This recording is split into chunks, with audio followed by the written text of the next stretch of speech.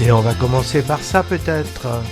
On va commencer par ça, donc c'est Hervé qui ouvre le banc et qui nous dit ce qui l'a fait frissonner, ce qui l'a ému pendant cette année 2024. Oui, quelques chiffres et nos chouchous de 2024. Alors les chiffres que je vais donner sont encore provisoires, parce que les bilans finaux sont pas encore faits par différents organismes, mais à une semaine près, ça devrait pas trop bouger.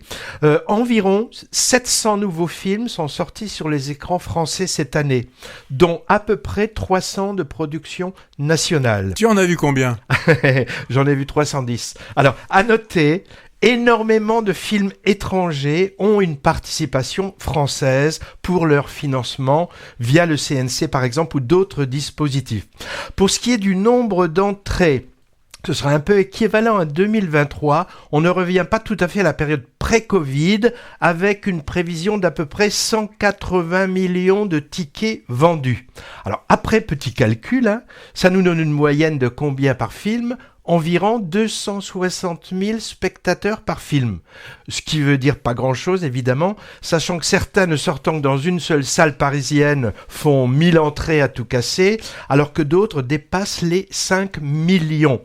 Un autre chiffre intéressant, 44%, c'est environ la part de marché du cinéma hexagonal, qui s'est jamais si bien défendu depuis longtemps, devant les films américains. Il faut revenir aux années 70-80.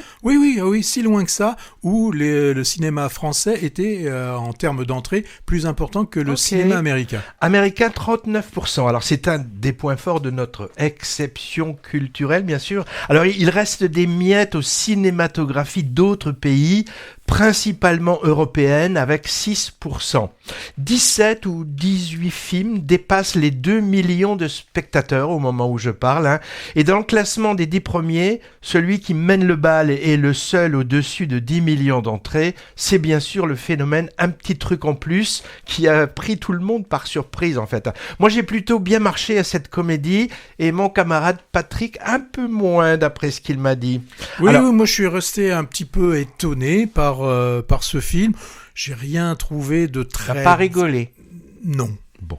Alors, à côté des films américains qui sont des suites ou des franchises faisant carton plein, Vice Versa 2, Moi Moche et Méchant 4, le tout récent Disney Vaiana 2, dans le genre animation, ou encore Dune 2, Deadpool et Wolverine, Gladiator 2, La planète des singes 25. À côté de ces blockbusters-là... T'as oublié La maison de retraite 2. Mais je sais pas s'ils sont, il est pas dans le top 10 celui-là. Non. Donc à côté de ces blockbusters là donc et même au-dessus on trouve notre fameux Edmond Dantès, Comte de Monte Cristo et Gilles Lelouch et son amour ouf respectivement en 2e et 5e position. Cocorico, justement, le Cocorico avec Clavier et Bourdon, il n'est pas dans le top 10. Moi j'ai pas vu, je crois, tu l'as vu non ? Je l'ai vu, il n'y a rien de déshonorant, mais il n'y a rien de drôle. Il affiche quand même près de 2 millions de spectateurs, juste derrière Monsieur Aznavour et Bob Marley dans le classement. Les biopics marchent plutôt bien, et je prends le pari que celui de Sarah Bernard, dont on va parler tout à l'heure, va très bien marcher aussi. Alors, entre 500 000 et 2 millions de spectateurs, on compte une cinquantaine de longs métrages, parmi lesquels de bonnes surprises qu'on a en général défendues ici et qui se retrouveront peut-être dans notre top movies qui va suivre. On verra. Alors, par exemple, par ordre décroissant, le dernier Eastwood, juré numéro 2, Une vie avec Anthony Hopkins, tiens, un autre biopic, En fanfare, Emilia Pérez, La zone d'intérêt, Le fil de et avec Daniel Auteuil, Lausanne quand vient l'automne, L'italien, il reste encore demain, Civil War, The Substance, Les graines du figuier sauvage ou l'histoire de Suleiman. Concernant ces deux derniers, moi je trouve ça épatant, arriver à 500 000 spectateurs avec ces films. Même remarque pour le dessin animé Flow qui tutoie les 500 000 entrées et les trois que je viens de citer sont encore à l'affiche en plus. Alors maintenant, on peut passer peut-être à nos préférés de l'année. Je vais te demander des titres. Je connais pas ta liste de 10, mais je me doute qu'on aura des titres communs. Je te dis quand même 2 ou 3 choses pour ma liste à moi. Un Italien, un Iranien, un British, un Américain, un Letton et 5 français. Pas chauvin du c'est tout le dis mec. donc, c'est pas mal cette année. 5 films français. Par genre, les drames, moi, ça l'emporte largement. 4 drames politico-sociaux, un drame romantique, un film de science-fiction, drame aussi, une tragédie musicale, un film de guerre qui n'est donc pas une comédie, un film d'animation et un documentaire. Donc aucun film, moi, qui font rire. Alors c'est quoi ton florilège ciné 2024, Patrick ? Il y a de fortes chances, oui, qu'on ait quand même pas mal de films en commun. Je les coche dans ma liste. Ouais. Bon, il est vrai que tu vois beaucoup plus de films que moi, puisque je suis plus sérieux, c'est pour ça. Tu passes ta vie dans les cinémas. Enfin, en tout cas, sur les 1000 films qui sortent par an, tu n'en vois pas plus de 300 quand même. Non. Donc, il faut quand même relativiser les choses. Et moi, je dois être un modeste 130 films. Et sur ces 130 films, j'ai eu un petit peu de difficulté à n'en sortir qu'une dizaine. Alors, j'ai pas fait cette analyse que tu as pu faire. Des stats, ouais. C'est vraiment des statistiques, et vous avez de la chance parce que moi, en plus, il m'a fait un PowerPoint. Il m'a fait avec de très belles animations. Alors, moi, il y a par exemple un film qui était sorti en début d'année 2024 qui m'avait beaucoup plu, qui venait de Mongolie. C'était Si seulement je pouvais hiberner. Ouais. Ça a été pour moi une très belle surprise. Alors dans les films aussi dramatiques, l'as-tu coché celui-là? Non, j'ai pas coché, ouais. mais je veux dire le genre de cinéma des paysans. On va à Oulan-Bator. Alors des paysans, qui est pas des agriculteurs, qui dépaysent. Ouais. Alors il y a un autre film aussi qui n'a pas forcément eu une grande audience, c'est La mère de tous les mensonges, qui pour moi était un documentaire sur les événements tunisiens où, puisqu'il n'y avait pas de possibilité d'avoir des images, des photos, ce sont des reconstitutions avec des marionnettes qui servent à ce que les protagonistes de ces événements puissent évoquer ces moments. Un film donc très intelligemment fait d'un point de vue purement formel et avec un fond qui avait beaucoup de sens. Donc ça c'est un deuxième film que j'ai La mère de tous les mensonges. La mère par deux spectateurs dont toi. Oui, la mère de moi, je l'ai pas vu. La mère de tous les mensonges. Alors un film qui est sorti qu'en 2024, mais qu'on avait vu en 2023 aussi, qui m'avait beaucoup touché, c'est Inch'Allah, un fils. Là aussi sur le patriarcat iranien. Dans toute sa splendeur, mais dans toute son horreur. Un film. Alors là, je viens en Europe, et c'est rare qu'on ait des films germaniques qui arrivent chez nous. Un film aussi assez glaçant et qui m'avait assez surpris. Laisse-moi deviner. Oui. La cour d'école, non, la classe.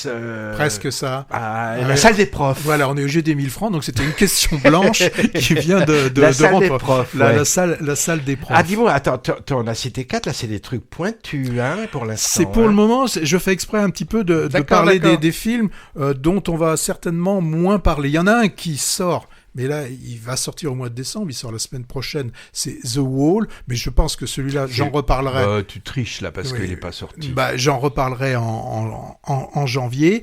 Et puis, il y a forcément les films qui ont eu du succès, tu les as cités, et qui pour moi méritent d'avoir ce succès. Il y a le grand film, le grand film, non pas de KPDP, mais le film d'aventure d'après l'œuvre du père Dumas, c'est Le Comte de Monte-Cristo, que j'ai trouvé un film très très bien foutu. Et surtout, ce qui m'a intéressé dans le film, c'est le côté assez sombre quand même, le côté du héros qui n'est pas si bien, son âme n'est pas si belle que ça, puisqu'il est quand même animé forcément par la vengeance. J'ai trouvé ce film assez intéressant.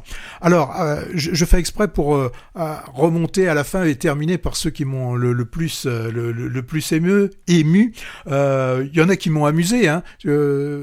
Tu parlais qu'il n'y avait pas de film comique. Il y a La Roy quand même, que je trouvais qui était un film assez drôle. Et film qui marche bien et qui a été présenté à Cannes, où ça a été la comédie, la bouffée d'air pur, le film, comme on l'a dit l'autre fois, qui sentait bon la bouse fraîche, c'est Vindieux. Alors, celui-là aussi, je n'oublie pas de le nommer. Alors juste, tu en es à 7, j'en ai aucun de commun avec toi pour l'instant. Bon, alors, il y en a un que tu vas peut-être avoir de commun, de celui qui, à chaque fois, renouvelle complètement son genre et qui nous a jamais fait deux films identiques. Là, il a été vers la comédie musicale, c'est Jacques Audiard pour Emilia Pérez. Tu l'as, celui-là? Oui, ticket français pour les Oscars, hein, et nominé dans tout plein de catégories.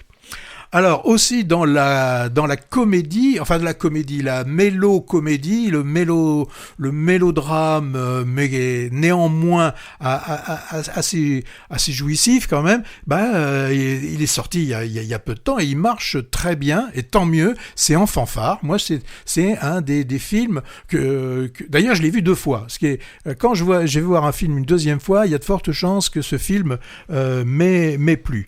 Et donc je dois être rendu à 8 il en manque peut-être 2. Eh bien j'ai Les Fantômes qui est pour moi le film que j'avais pu voir à Cannes dans la section Un certain regard, qui était un film que j'avais trouvé là aussi assez glaçant, mais avec une approche très intelligente pour ce film français sur le drame syrien de cette recherche des tortionnaires syriens. Donc c'est Fantôme. Tendu, sensoriel, elliptique, un premier long métrage, coup de maître. Hein. Je l'ai aussi. Ah, tu l'as aussi. Et puis, je serais fortement étonné que tu n'aies pas ce film iranien dont tout le monde a pu parler et à juste raison.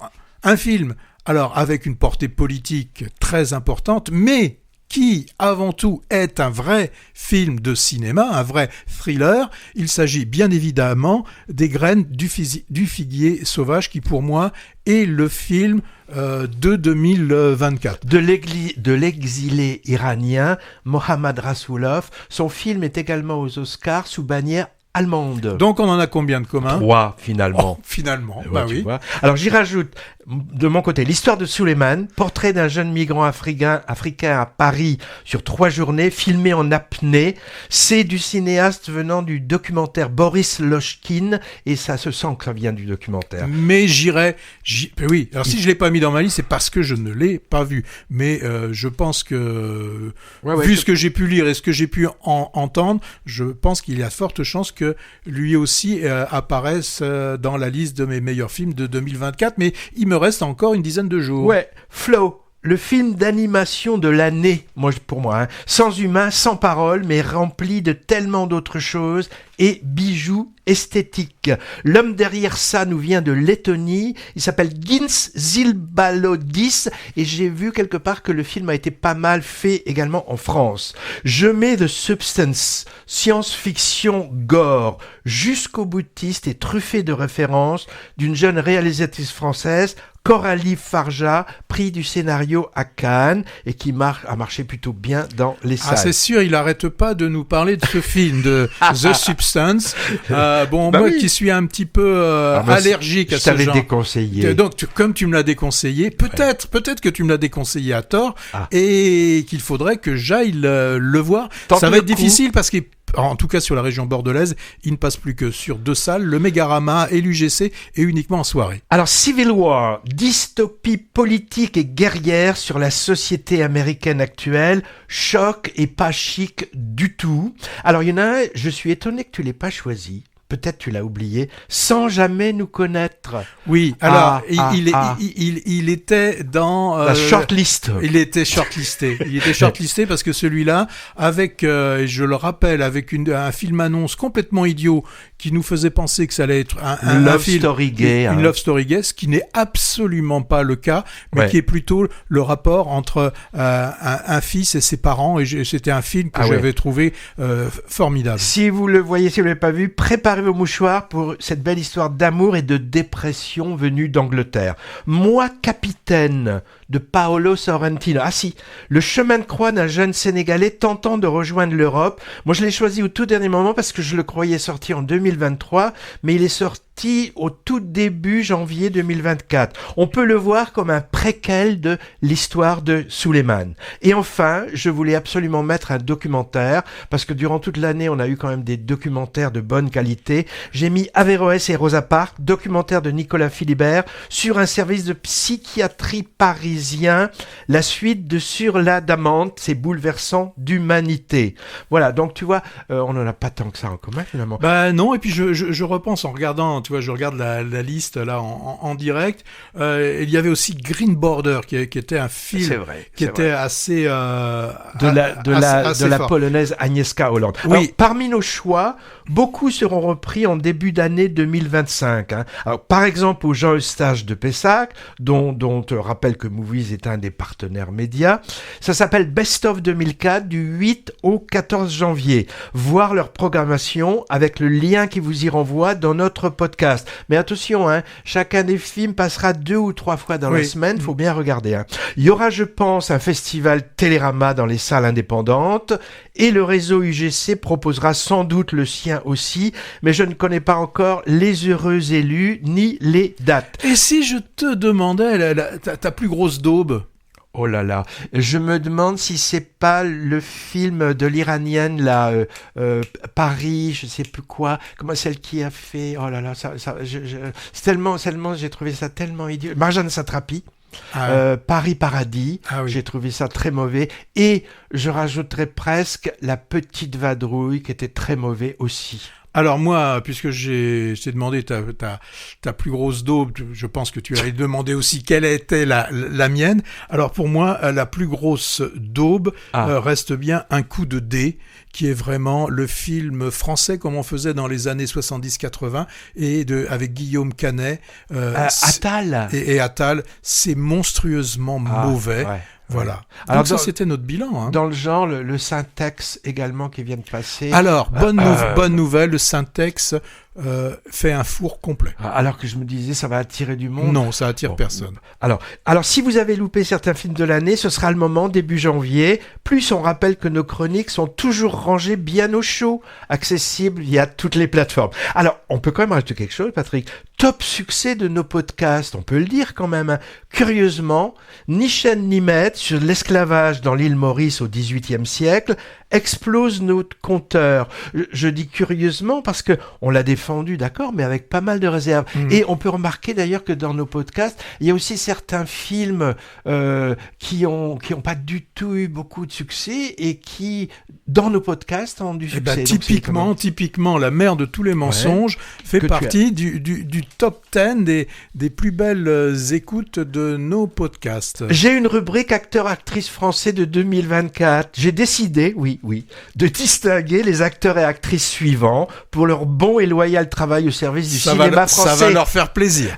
Chacune recevra une médaille Movies en chocolat au lait. Alors, au rayon féminin, figure-toi que j'ai hésité entre Avier Herzi, Camille Cotin et Agnès Jaoui.